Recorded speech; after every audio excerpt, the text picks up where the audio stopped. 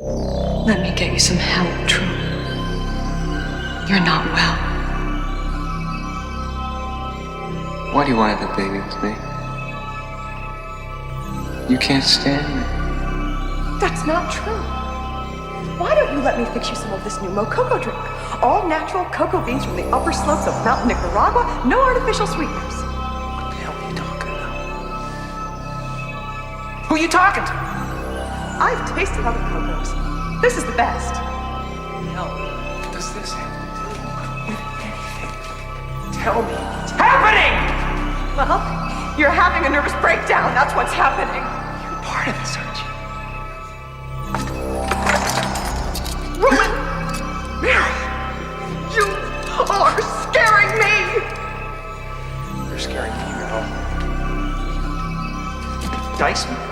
Slice me. There's so many choices! No! Do something! Prequel. Sequel. Reboot. Which one will it be? It's the Ruined Childhoods podcast. Greetings, Starfighters. Thank you for tuning into this episode of Ruined Childhoods. My name's Dan, and my co-host over there on the other end is my brother John. How are you, John? I'm doing okay, Dan. How about yourself? Well, I'm doing all right, you know. As Joe Cocker says, feeling all right. Or said, I guess. I don't think he says anything anymore. Pretty sure he's dead. Yes, I believe you're right. Dan, I feel like we've had a bit of a respite now that we have gone from an episode where we're talking about an entire franchise that spans decades for Planet of the Apes, and now we are moving on to just a singular film that I didn't even need to rewatch. I'm going to be honest. I've seen it recently enough. It's fresh that it didn't require a rewatch. Not that I wouldn't have if it were more available. Well, and as you also said, you watched it again not too long ago, and we are talking, of course, about 1998's The Truman Show. Of course. Which I had not rewatched in a while, but I keep it on hand. I have my DVD copy. Yeah. So, and honestly, The Truman Show is not a film that I have felt the need. I was like, oh man, Truman Show 4K? That's tempting. But I'm like, you know what? This film, I value it for so many other things. But anyway, yeah. I did rewatch it. I watched it last night. But it's one of those that I think I had just been waiting. I'm like, I want to rewatch The Truman Show at some point, but it's not a movie that I want to have on in the background, even though I've seen it several times. It's a movie. No, when I watch it, I liked it. And I watched it in two sittings because I cannot watch it. It's rare that I can watch a movie in one sitting anymore. But watched it in two sittings. It really it took the time to watch it. And I think part of the reason why I decided against paying $4.99 for a digital copy so that I could watch it, clean in the kitchen is I did not want that. I wanted to, there's maybe one place in the house where I can watch this movie and I can't just take it with me anywhere. And I wanted that because I'm like, no, I want to commit to this. Well, I have some things that I want to talk about, one more things for our last episode. But I do want to say, watching The Truman Show, while you've got other stuff going on, cleaning the kitchen, would feel very true to The Truman Show, as so many people in the movie watch The Truman Show wherever they are in their house. And when I'm talking about the show, it's the show within the show. Yes. The show within the movie, rather. Of course. Yes. No, indeed they do. And we'll talk more about that in a little bit. But you said you had a more than one more thing. Oh, yes. I had a few things. And honestly. All about the apes? What's that? All about the apes or All about back? the apes. All about the apes. And I know that if I had more time to organize my thoughts, I'd have even more than this, but I did want to add to what we had talked about with the 2001 Planet of the Apes reboot, the Tim Burton film, because we were talking about the ending, and spoiler alert for anybody who hasn't seen the 2001 Planet of the Apes, which has a different ending than the 1968 Planet of the Apes. Yes. But in that one, we were talking about how Mark Wahlberg's character, Leo Davidson, ends up in Washington, D.C., thinking that it's his, proper timeline and everything is exactly as he left it. But when he sees the Lincoln Memorial, it is an ape version of Abe Lincoln instead, which is perplexing to begin with. But that it is not General Abe Lincoln, it has to be said. Yes, but it's General Thade, which is Tim Roth's character. And I was reading about it a little bit more on the Planet of the Apes wiki on fandom.com, and it says the writers of the 2001 film have stated that they had no particular explanation for its ending, leaving the authors of a potential sequel to decide how it logically fits together. So there was no reasoning behind because you were speculating that Thade went back in time and Biff Tannen'd it. Well, that was what I had read on, I want to say, just regular Wikipedia in the synopsis. I mean, perhaps that's someone else's speculation. Yeah, then. no, I mean, if you're getting it from the screenwriters. It says, an insert in the DVD release suggested that Thade took Leo Davidson's crashed space pod, went to a point earlier in Earth's history, and became a prominent leader in the Ape Uprising. How Thade learned to swim or to otherwise recover the underwater space pod or acquired supporters for such an improbable undertaking is unexplained. So, yeah, I mean, that's just kind of in a little bit of supplemental information that who knows who wrote that. But so Fox was just set it up for a sequel at the end. We don't care how. Yeah, and so I don't know, but that is a sequel that we'll never see. Another thing that I wanted to mention that I thought was worth mentioning is that in War for the Planet of the Apes, Woody Harrelson's character, I always just want to call him Kurtz, right? Because I don't know what his name was, but he is essentially the Apocalypse Now. Colonel Kurtz. He's a colonel, I think. And so his militia, they have an insignia of an Alpha and Omega, and that is the symbol that also appears on the nuclear bomb that destroys Earth and beneath the Planet of the Apes. Yes. So Matt Reeves and the creative crew behind this current ongoing series is really being thoughtful about making connections to the original series, and not just the first movie, multiple movies throughout, even though it doesn't necessarily connect to the continuity of how the ape uprising begins. And, there's names like Nova that get tossed around and things like that. But Caesar, the character of Caesar in the original series really doesn't. I mean, he's Milo in the third one, but he's Milo in the third one, but then renamed to Caesar in the fourth one. Right. Yeah. Anyway, Armando, the first chimpanzee born in a circus. You just love doing your Ricardo Montalban. Impenetrable. Yeah. So that's all I wanted to mention. There's so much more to say for sure, but we can leave it at that for now. Absolutely. Did you have anything that you wanted to add? No. Great. Nothing. Nothing. No, I think we probably, I said it all. I don't know. Next time I watch the Planet of the Apes movies, I might have more. And I kind of want to go back and rewatch the sequels in the original series. Not right away, but those will be fun to rewatch one day.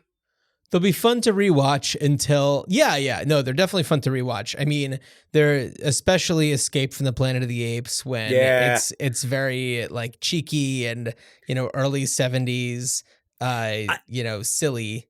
You know what I will say though, for Beneath the Planet of the Apes though, the like telekinetic cave dwellers, like I don't know, there's something like I keep coming back to that and like how they all worship the missile, and there's something about that like 70s. There's just a very like 70s filmmaking vibe of it. That like 70s studio films. Well, and that was something that I was thinking about when we were talking in our After Hours episode.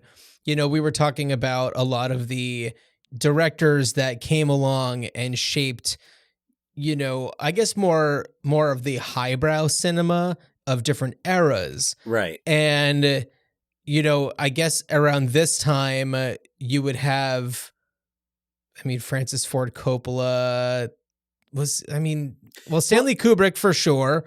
Kubrick had been around. Kubrick had been around for quite a while, but had continued on during that time and was doing some of the more highbrow cinema. His signature work, 2001 comes out in 68 or 69. Yeah, I thought it was, I think 68. I think 2001 comes out in 68, got beat for Best Picture by Oliver. Yeah, 1968, so same year as the original Planet of the Apes. Yeah. So you talk about a year for sci-fi. I this is just something that I remembered hearing a while ago, and I don't have verification on it, but I remember that there was some like race of release because of the ape, makeup and costuming between the two, and granted, they went in different directions, but I think that it was more of just like a, hey, look what we could do kind of a thing. Right. Yeah. But back to your point. No, you've got like Coppola and Scorsese and De Palma and Lucas are all like, doing their like in the late 60s, they're doing their whatever, like their grad school. Yeah, they're just getting started. Yeah, I feel like Coppola's first one, I think Dementia 13 was maybe 68 or 69. That was 63 actually. Oh shit, really? Yeah. Okay. So he had Tonight for Sure in 1962, Dementia 13 in 63, 66 You're a Big Boy Now as well, and then 68 Finian's Rainbow. But, 1972 was Godfather. Yeah. So it was, he was just kind of, I guess the Rain People in 69, with James Caan, Robert Duvall, things are starting to get going there. I believe who else? You got freaking George Lucas was involved with that a little bit. Oh, Lucas was in that whole circle, and like American Graffiti comes out. Yeah. So you have the kind of more auteur filmmakers at this time. And when it comes to science fiction, which the first Planet of the Apes is, it's space travel and things like that, it definitely stands out from the others as at times being a little bit more artistic. There's a lot of those first shots when they first land on the planet and they're, walking through the desert and the mountains. Yeah. And there's a lot of really beautiful stuff going on. It's really once they get inside the like ape civilization that, things, when there's the orangutans doing the see no evil, hear no evil, speak no evil type of thing. And there's all the cheeky lines coming out. That's when it kind of takes a little bit of a less artistic turn. But anyway, we talked about this on the last episode. Yeah, no, but I do think that in terms of like quality, I do think Planet of the Apes the original has stood up as something more than just like a schlocky. This is not a B movie. It has stood out as, kind of landmark of cinema, really, much like how 2001 has. Right. In a different regard. Yeah. And, speaking of filmmakers who are getting their start, I guess, really in the early 70s, we got Peter Weir. Yeah. Director of The Truman Show. Director of the, yes. I did get that. Yeah. So Peter Weir, I think that for most people, I think that Picnic at Hanging Rock was a bigger one for Peter Weir in 75, but definitely for most people it was Dead Poet Society in 89. I guess Mosquito Coast was pretty big. Witness in 85, The Year of Living Dangerously in 82. Well, I think Gallipoli was big, especially in Australia. Yeah, right. Witness and Dead Poet Society were huge. Let's just talk about Witness for 2 seconds. We can Witness talk about rules. Witness for 2 seconds. Witness rules. Witness is great. Witness is really great. Man, you know who's great in Witness? Danny Glover. I don't think there's anybody who's bad in Witness. No, there is nobody who's bad, but I think I love it because Danny Glover plays a bad guy, and that's just, I don't know. That You is don't get true. to see that too I often. mean, he is bad in Witness, but only because he's the bad guy. Yeah, yes. So, okay, so anyway, and then some other films of his. So there was Green Card, which I remember getting nominated for a bunch of Oscars. I never saw it. I never seen Green Card either. We should do that one. We've never done a Depardieu. Have we never done a Depardieu? We've never done a Depardieu. We should do That's a our Depardieu. vocal exercise. We need to do like a vocal exercise before we record. Will you, won't you? Will we don't ever you do a Depardieu? No, and that would be an interesting one to... Depardieu? Maybe let's dip our don't. Well, okay. Anymore. Sorry. All right. We're done with that bit. But yes. Anyway, I never saw Green Card. No, well, let's save it. Okay. We'll come back to it. Okay. We don't want to over Depardieu. Okay. So after Green Card, he does Fearless. Fearless. Have you ever seen Fearless? I have never seen Fearless. Jeff Bridges, Isabella Rossellini, Rosie Fearless- Perez, John Turturro, just an all-star cast. Rosie Perez, I think, got nominated for an Oscar for Fearless. She's rules. She's great in it. Yeah, Fearless is a great movie. I mean, Jeff Bridges, man. But Fearless is one of those where I feel like Peter Weir really kind of like leans into style. Uh-huh. Much though, similarly to how he does in the Truman Show. Truman Show is style this way and that. Yeah. I feel like Witness and Dead Poet Society, while they definitely have a signature visual style, are less, they're more typical. Great movies, but. Yeah. And after Truman Show, Weir did Master and Commander, The Far Side of the World, which I haven't seen, but I know I've that never it seen is. It either. I know that it's beloved, among people who are into that kind of thing. Yeah. So I'm not at all opposed. And then I took a nice long break and then did the movie The Way Back with Colin Farrell and Saoirse Ronan. Ed Harris. Teaming up with Ed Harris again. So. I want to see that one. I remember hearing about that, and that one's like, I think I want to see that. I just don't know when I'm going to be in the mood to watch that, but that looks like a good movie. Yeah. But The Truman Show, it's a classic. Yeah, Truman Show is one of those movies that has just aged so well, and just kind of looking as I was just kind of like surfing the web, if you will, looking for various takes on it. Are you talking about the information superhighway, the net? Yeah, I took a little ride on the information superhighway. I pulled off at the Vanity Fair exit.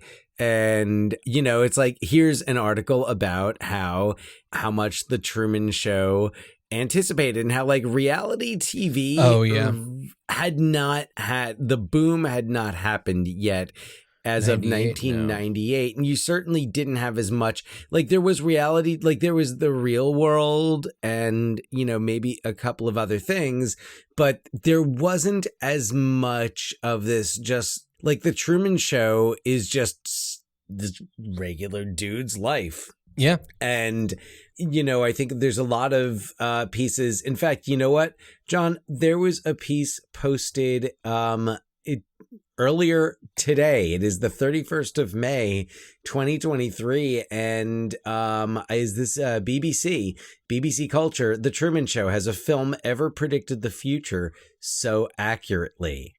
So, and of course, it is the 25th anniversary. I was just going to say we're about a month away from the actual anniversary. So way to go us on accidentally celebrating its 25th anniversary. I was not absent from my mind during the selection process.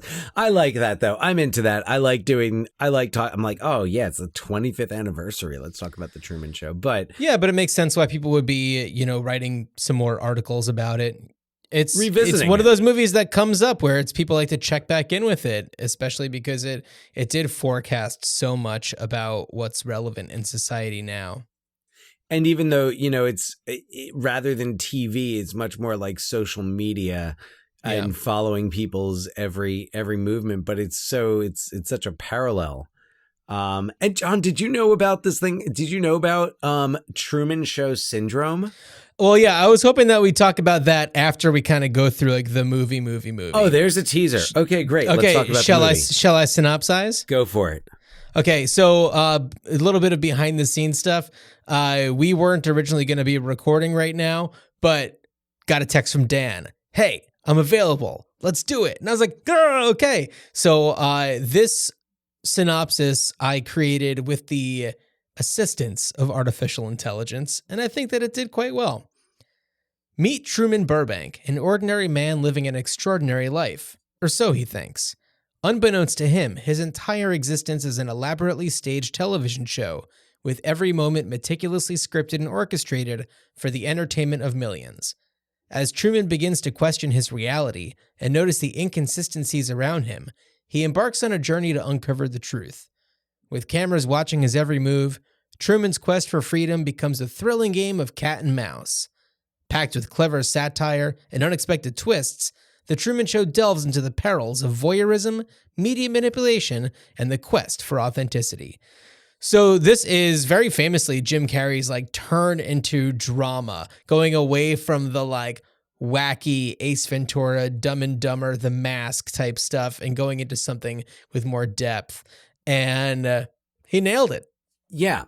John, it's fun. And man, it kind of pains me to say this. But watching it on this last go around, there were these moments when he would do a Jim Carrey thing.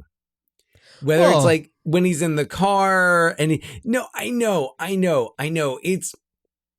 It's hard to say because it's like, it's him, it's genuine, but it was like actions and faces and sounds that called back characters like Ace Ventura. Oh, yeah. I mean, there's still going to be that inside of him. But to have a movie that actually has meaning behind it and where his character is more than a catchphrase. His character is a character who has a catchphrase, but... Yes. Yeah. No, absolutely. I think he's wonderful in this. This is, I would probably have to revisit Eternal Sunshine of the Spotless Mind, which I would say is probably my top like Jim Carrey performance. Yeah, it's mine. Yeah. But this is a close second. I mean, there's a lot of Jim Carrey. I mean, Man on the Moon is really incredible. Yeah, Man on the Moon frustrated me. It frustrated you. Man on the Moon frustrated me because both being a fan of Andy Kaufman and having read multiple biographies and watched his bits, I was disappointed in the film as a whole. I wasn't disappointed in Jim Carrey's performance. I was disappointed that the film, it just felt more like some bullet points. And it felt like there were a lot of opportunities missed with that film. And I think that I don't know what the screenplay was originally like, and I don't know what was shot, like how much was shot and, what it was edited down to. But I felt like the final film just didn't do it for me in the way that I had hoped going into it, knowing the stories. I mean, this movie was a movie that, and I don't know, maybe my expectations were too high because it was about one of my favorite comedians, made by one of my favorite directors. Is he one of your favorites? Milos Forman. I mean, I loved Amadeus as a child. Well, that's true. Yeah. But I also thought, I mean, like People versus Larry Flint is an incredible film. And it's the same team behind that, which is why I had such high hopes that Man on the Moon would be more at that level of the People versus Larry Flint. Yeah. But it just felt, it was kind of disjointed, and it was weird having Danny DeVito, who was a cast member on Taxi with Andy Kaufman, in the movie, not playing Danny DeVito. So like that was weird, especially when they had the Taxi cast members coming in. Yeah, I think it just, I don't know if it was just that the expectations were too high That's or fair. yeah, I mean there were a lot of things. I think the pedigree and just my appreciation for the People versus Larry Flint might have been kind of the sealed the doom of Man on the Moon for me, so to speak. I mean, a score by REM, at the time, one of my top 3 bands. Sure, yeah. What else? Paul Giamatti was in it, and that's our connection back to the Truman Show here. Our connection to the Truman Show, yeah. Paul Giamatti, who plays the control room director, whose name is it Simon? It's written as Simeon, which is our connection to the 2001 Planet of the Apes that he was in. Also starring Paul Giamatti, right? Yeah. So there's a through line here. Well, okay, so just kind of going back a little bit, Jim Carrey. This is his first starring role in a more of a drama. It's got its funny moments to it, but more of a drama. He's been in dramas before. He was in the movie The Deadpool, one of the Dirty Harry movies. Oh, right. Yeah. So, it's not his talked first about it. Yeah. It's not his first time doing drama, but in a starring role for sure. And yes, you do see elements of his charisma, but I feel like that is what why Truman is so enjoyable to watch for so many millions of people, is that he's not that ordinary. He's ordinary. Also been he's been raised to be a television star. So which was something that I thought about too, as I was like trying to make that make sense for myself. Was kind of like, because he even has a catchphrase. Yeah, good morning, in case I don't see it. Good afternoon, good evening, and good night. Which is like, I'm sure that was part of the plan, is to get him a catchphrase. I mean, his entire life is crafted around him being the star of his own show, which it's funny because I guess maybe not everyone, but at one point or another, I feel like a lot of people will, kind of look at their life as a show.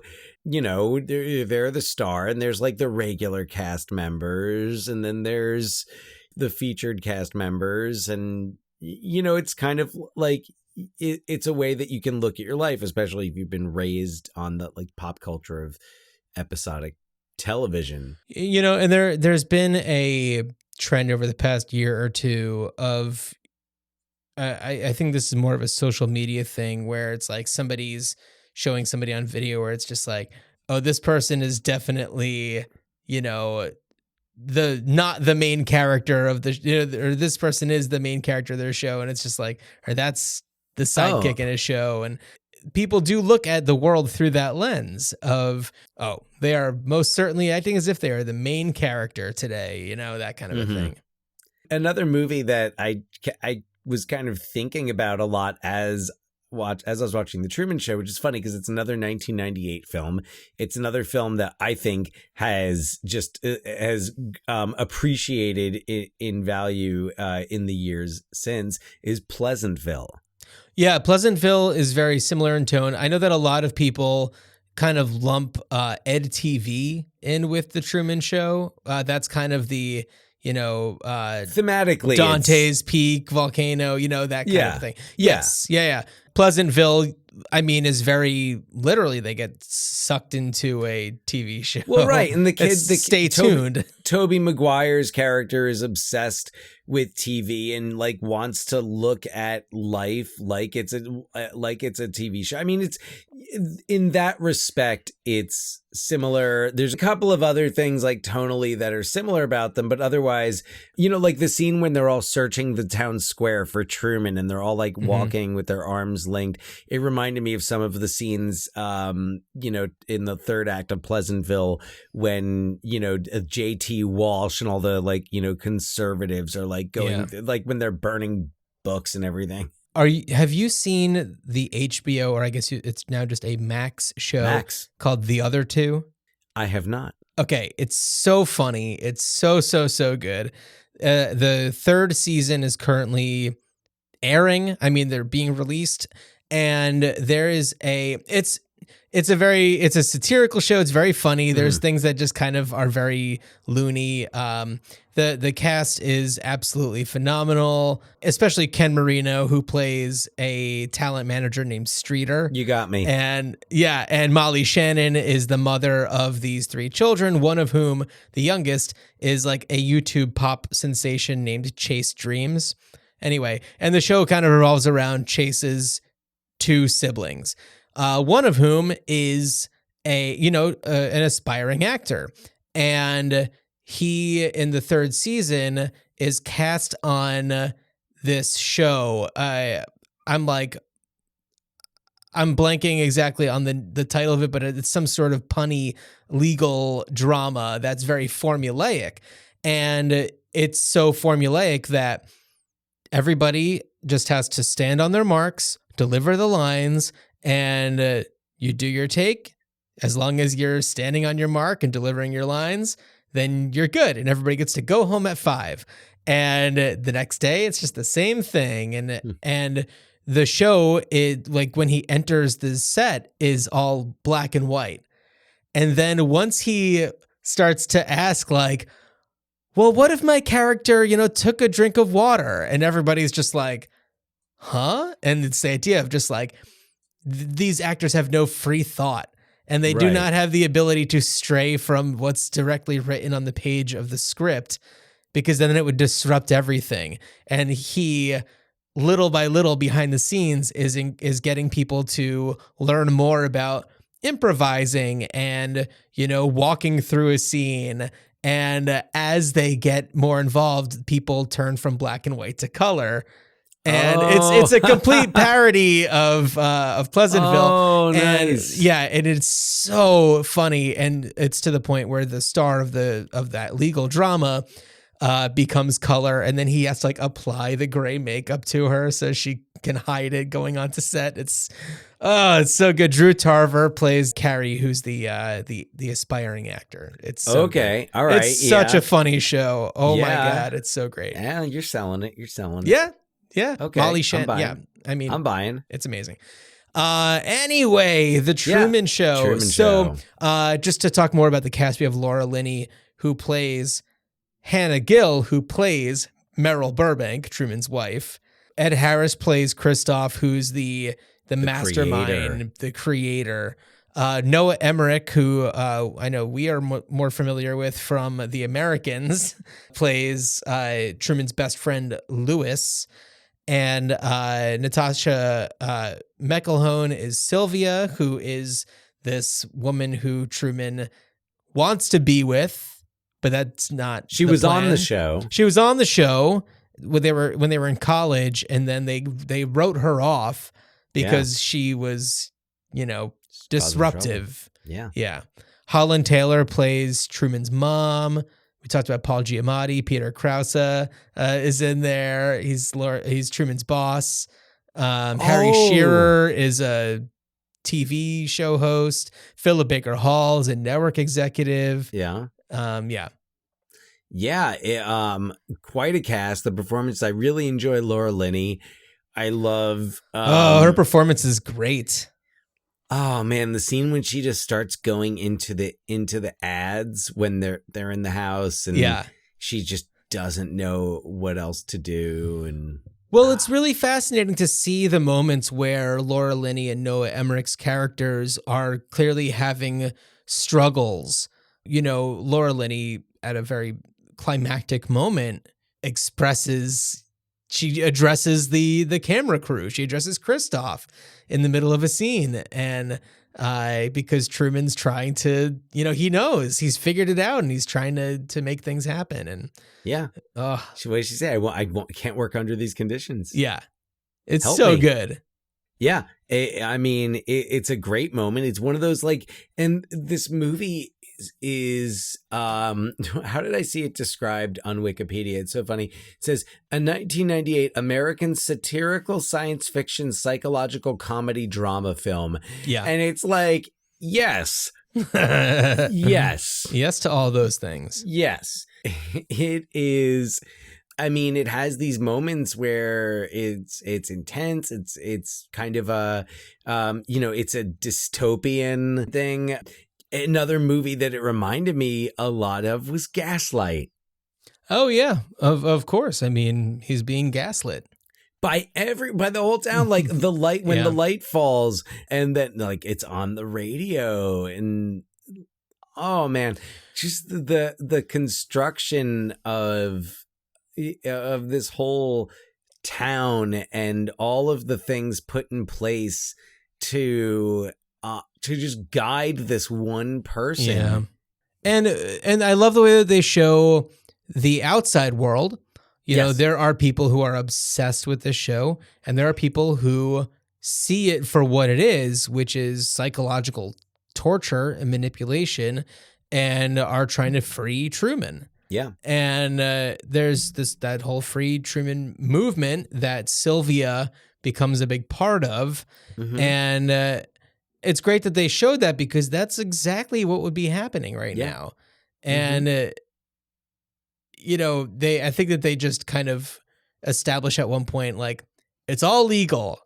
And they, that just kind of gives us the way to get through. I think there's an interview with Christoph, talking about, it's we legally adopted this, and it's all legal. The first child to be adopted by a corporation. Yeah. So, lines like that are they're satirical, but they're also scary because it's so close to, and satire is supposed to be scary, and because it's close to the reality, it has that. And of course, Andrew Niccol, who wrote I was just going to say Andrew Niccol, whose film directly before this was Gattaca. Yeah. It was the last script he had produced before this was Gattaca. And there's that similar, they could exist in the same universe, I guess, except for that no one in Gattaca is obsessed with watching the Truman Show. But there's that feel to it. Yeah, and so Andrew Niccol, just real quick, following the Truman Show, a few years later, wrote that movie and directed Simone with Al Pacino. That's about, it's a satirical science fiction film. It's it's an artificial intelligence. Yeah, and I thought it was good. Yeah, I was a story writer for The Terminal, which is kind of it's a satirical, film. But, and following, there were ones that maybe weren't as much, high profile. Justin Timberlake one. Yeah. In Time. Yeah. But there's a lot of stuff that's, science fiction leaning. And I think that's really, it makes a lot of sense that he did the Truman Show. Yeah. But this is so much and Gattaca has a lot of we are one step away from this in reality. I remember watching Gattaca in high school, and it was because we were reading Brave New World. Oh, okay. And I believe it was a teacher named Mr. Levine, and he probably didn't feel like teaching for a week. And was Gattaca's close enough. Probably had grading to do. Yeah. And, sure. And I'm happy for it. And I remember it fondly. Probably. Oh, absolutely. It was Yes. probably this time.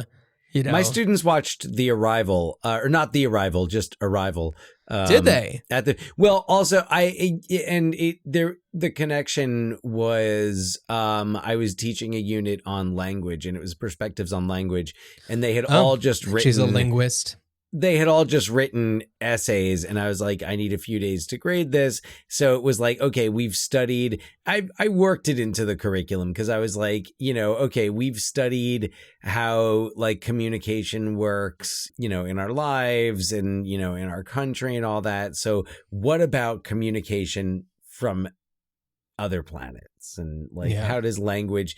And it was a cool way to, and in fact, like a lot of kids who were writing essays after they watched the movie incorporated it, and we're talking about the importance of language and communication. So Arrival is an excellent movie from 2016. Amy Adams should have won the Academy Award, directed by Denis Villeneuve, and just absolutely incredible. It's maybe the only movie that I can really enjoy Jeremy Renner in. No disrespect to the person. I know he's had a really tough year, but a lot of his acting roles I'm not crazy about. But Arrival, I thought that he was great in Arrival. Yeah, great movie, and it's also one of those movies that because when I watched it and showed it in school, it was my first time seeing it since the theater, and it's another movie like The Truman Show that you just you gain every time you watch it, and you find different things, and it appreciates in value. Yeah, Truman Show was also really incredible with the way that it played with fun camera angles, exploiting the fact that in order to create the Truman Show, you would need to have hidden cameras, small cameras in all sorts of places. The Truman Show is a reimagining of a 1988 Twilight Zone episode called Special Service, in which a guy discovers that there's a camera in his bathroom mirror and discovers that he's been on a 24/7 television show. So no wonder the bathroom mirror scenes are such a focal point. So good. Yeah. Those scenes. Oh my God. Yeah. Those are great. They're so revealing. The soap on the mirror. Yeah. But just all of his so much just the through line of this guy who just is like, it says so much about human nature that almost his obsession with adventure is because of this life that he's been put into, and everybody else who's in that world, like they've experienced the outside world, and they still do, or they will again. So he's really the only one.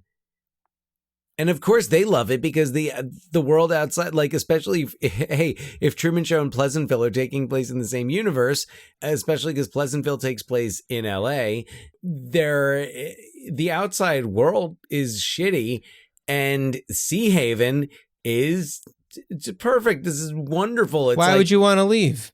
No, exactly. I guess if I lived in the house where Matt Gaetz grew up, I'd also want to leave. Yes. Yes. I thought we were going to bring that up. How could we not? Yeah. Sea Haven is shot in is an actual community in Florida. I forget what it's called. I think it's called Sea Haven. Oh, is it just called Sea Haven? I think so. Yes. On the Panhandle. Yeah, it's where disgusting human snot grew up. Matt Gaetz. Oh God, that fucking slime trail. So anyway. That's Truman's house. Moving on. Yeah. But no, it's it makes sense to film it in a place like that where it's all very cookie cutter. Oh, it's perfect. It is a Pleasantville. And it's kind of like, why would you want to leave here? And they do everything in their power to try and dissuade him from ever acting on a desire to leave. The fact that Sea Haven even has a travel agency is a little perplexing, but what are you going to do? A travel agency that warns you against flying. Oh, yeah. The posters in the travel agency are very funny because, this entire place is designed for him. It's designed, and that place is designed to keep him there. It's a reverse travel agency. I noticed Sea Haven didn't have a movie theater. Well, what would they show? Would they have to create their own movies for it? I guess they probably would. I guess why not? Well, because this is a show that's been on the air for 29 years. Clearly it's a major success. I'm sure that ad revenue on that show would bring in just zillions of dollars. They could do whatever they wanted to. Yeah. Anyway. But man, what a great movie. And then just to also I know we talked a little bit about Laura Linney. Ed Harris got nominated for an Oscar for this. Sure. Yeah, and he was great, as well as his backwards Kangol cap. Yeah. He's got it's a look. There are some really nice moments, and Ed Harris is such a great eye actor. And there are just some really nice moments. Even though there's so much to dislike about his character, there are these moments where where you see that he feels paternal towards Truman. Yeah. He's got a god complex. He fucking calls himself the creator. Yeah. Q the sun is let there be light. Come on. So that's a great line, though. I bet you he loved saying that. Sure, yeah. Ed Harris, at this point, he's been in, probably 20, 25 movies. And just completely killing it. And, still continuing to act is just awesome. I hear that he's maybe not the greatest dude in the world, but as an actor, great track record. The Rock alone, puts you in the Hall of Fame for me. The Rock. If I was gonna call out some Ed Harris favorites, other than the Truman Show, I would definitely have to. Was he in The Right Stuff? He was. He was. He was John Glenn. Yeah. So I gotta call out The Right Stuff. I loved him in Pollock. Pollock was another one. There's A State of Grace. Mm-hmm. Is a great one. Also, fucking awesome Gary Oldman movie. Mm-hmm. I'm just going off the top of my head. I'm not on IMDb or anything. Right. I'm sure if I and I'm going to do that now, of course, because Ed Harris. But yeah, The Rock is certainly a standout. And Pollock, because he also directed Pollock, did he not? I believe he did. Yes. And he didn't win the Oscar. Oh, Apollo 13. Yes. I was trying to remember. Apollo 13, I was I swear he's in one of those movies. I was like, who is he in Apollo 13? Right. He's the control room operator. He's the yes. Christoph of Mission Control. Failure is not an option. He basically says that in this. I'm looking down his filmography here. Oh, right, Westworld. That was the recent thing that he did. Yeah. So let's talk a little bit about the Truman Show delusion, which it's not an official. It's not in the. Sorry, what? The Abyss was. I was trying to remember The Abyss. Yeah. There we go. It's not in the official book of psychological disorders or whatever. I don't think you learn about it in med school. No, it's probably a curiosity or just a footnote somewhere. Yeah. But it is the belief that has been chronicled for some people where they believe that they are the focus of a lifelong hidden camera television show. And they think that the entire world is designed to be part of this show. In which case, if you're listening, this episode is not about you. No. No. It's about the 1998 film The Truman Show. A complete fiction. Work of fiction written by Yeah. Andrew Niccol. Yeah. Okay. So we're clear about that. But it's also, they point to a lot of the studies in this BBC article. They point to social media and just the widespread access to it, in addition to the additional surveillance allowed legally after 9/11, with the Patriot Act. There was just a lot more. I mean, the fact that we have cameras on our phones and on our computers and on our front doors. Yes. Yeah. Yes, there are cameras everywhere. Yeah. And there are movies, on the last episode, we talked a little bit about the Fast and the Furious franchise. A lot of the films focus on this device called the God's Eye that can locate anybody because everybody is everywhere, traceable all the time on cameras. And your location is, being tracked always. And in 1998, such a thing wasn't true. There was CCTV in places, but look how far we've come. Yeah. Yeah. We really, I can understand how people would, perhaps become delusioned to believe this kind of a thing. Certainly it sounds terrible, but I see how this could happen. And just knowing how focused so many people are on the need to create content. And if you are not online, then you are nothing at all. And if you are online and you don't post 3 times a day, then you're not worth anything. And it's, the fact that social media is so monetized that for a lot of people, it's the way that it's their career is to just be a personality. Oh, being a person. I've had students tell me that's what I'm going to be a YouTuber. I'm going to be an influencer. Being a YouTuber, I think, is one step away, because I know that, and it depends on what you're doing on YouTube. For a lot of people, I think that it's like, a way to show things that they are doing. Maybe it is live streaming gaming or something like that. But for a lot of people, it's just like, everybody wants to know my thoughts on everything. So here's me doing, my daily ritual of X, Y, and Z and drinking a smoothie and showing off a product as I narrate with my musings on life.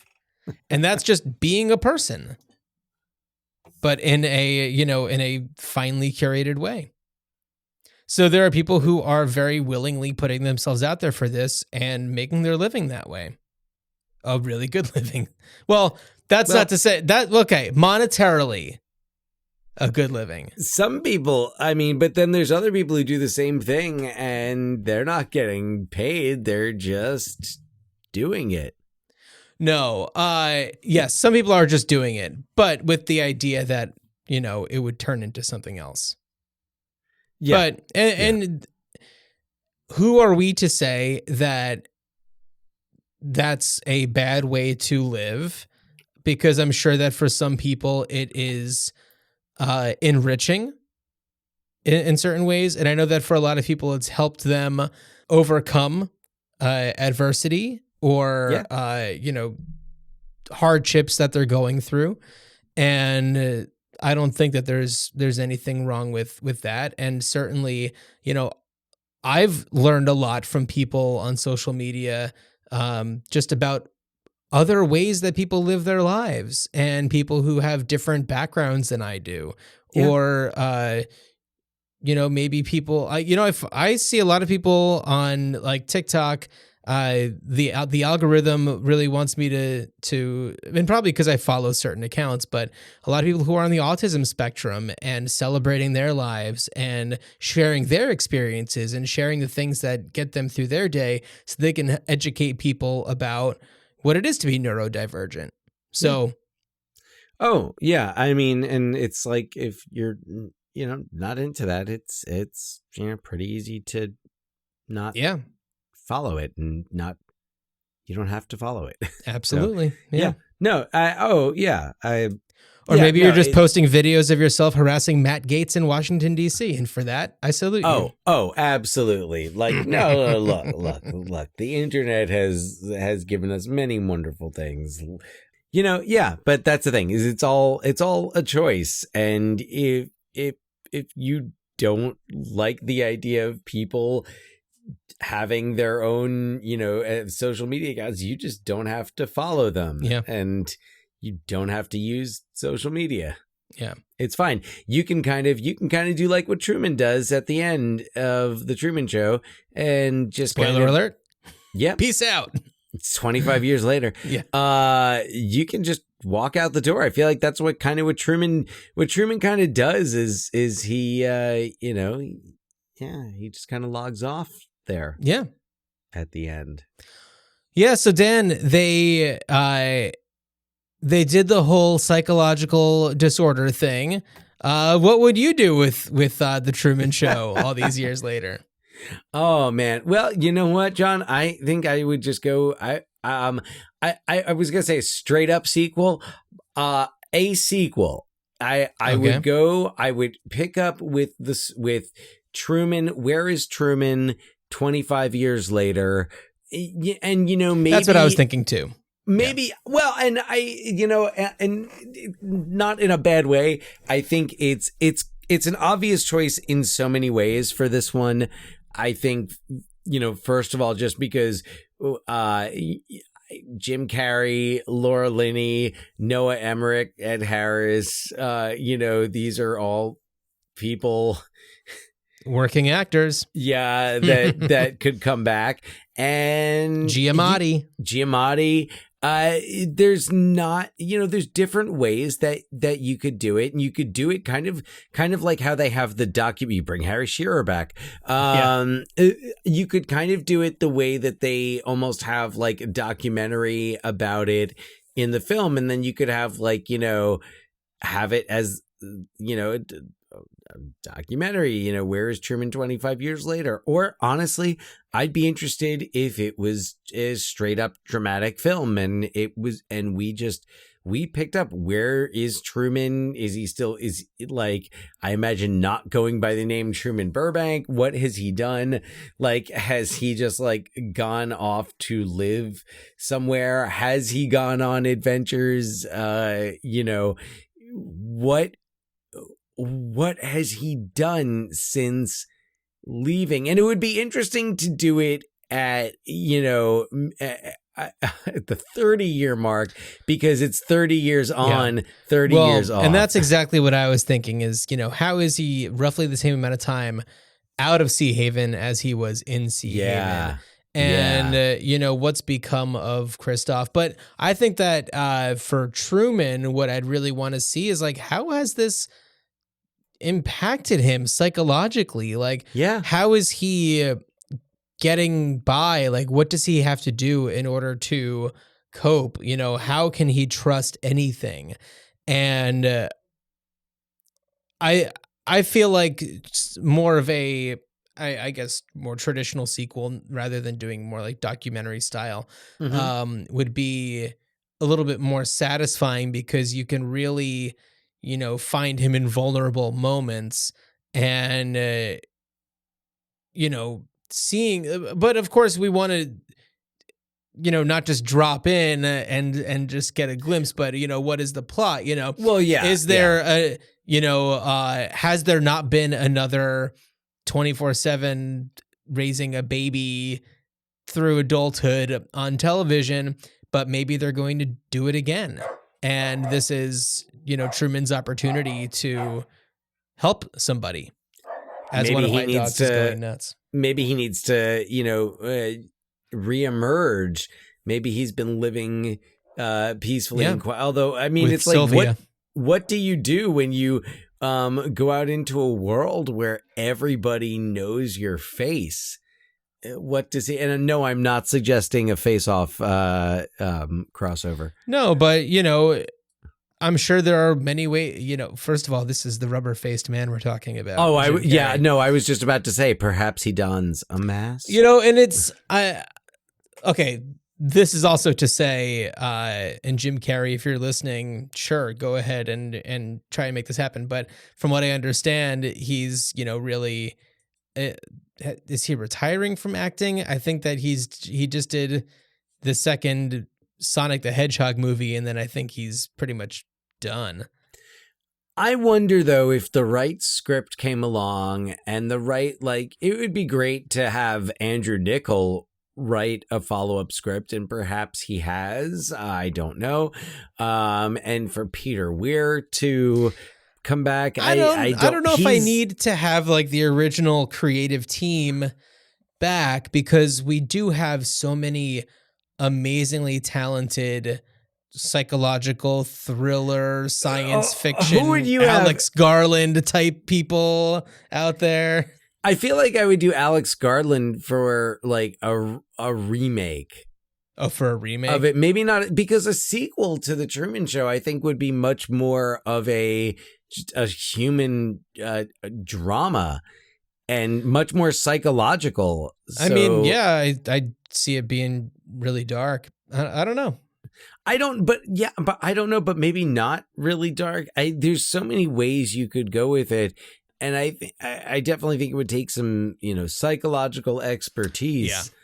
Not us. You'd have to do some research to, really kind of figure out, okay, what would be the impact on someone who has lived almost 30 years in an artificial environment that's built around them, entirely around them, compared to living in a world that otherwise doesn't give a shit about them.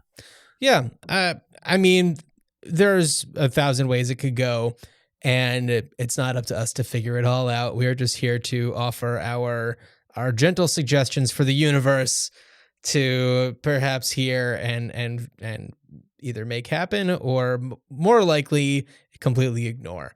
And on that note, I'd love to hear all of your suggestions, our dear listeners. If you have thoughts about what you'd want a new revisiting of the Truman Show to be, please email us ruinchildhoodspod@gmail.com. And also, please check out all of our social media stuff, at ruinchildhoodspod on Instagram. And check out our TeePublic store. We'd love to hear what everybody thinks about the Truman Show, Planet of the Apes, any of the other episodes that we've done, or perhaps the next movie that we're covering. Dan, do you want to tell everyone what that's going to be? Movie or movies? Another franchise, perhaps? We are we're dipping our toes back into the franchise pool, and much like Planet of the Apes, this one has spawned sequels, a remake, animated series, television show, and of course, but I'm most looking forward to revisiting the original 1987 classic RoboCop. We're going from Peter Weir to Peter Weller. We're making it happen. I'm so excited. We talked a few episodes ago about RoboCop and how, I mentioned I don't think I've seen any of the other ones aside from the first one. I've seen the reboot, but the RoboCop sequels I haven't seen, but I will soon. I have not seen RoboCop 3, so I think that's where and it's been a long time since I've seen RoboCop 2. So I feel like I'm starting there. RoboCop is one of those movies I will revisit every few years. It's great. Time has come. Kurtwood Smith. Yeah. Forget it. Bitches leave. Love it. Can't wait. Oh, there's going to be so much. Yeah. So much of that. Okay. Well, Dan, I am excited for it. I look forward to visiting those classics and getting my fill of Kurtwood Smith. And until then, I hope that you, while traveling finally to Fiji, a good journey. Good journey.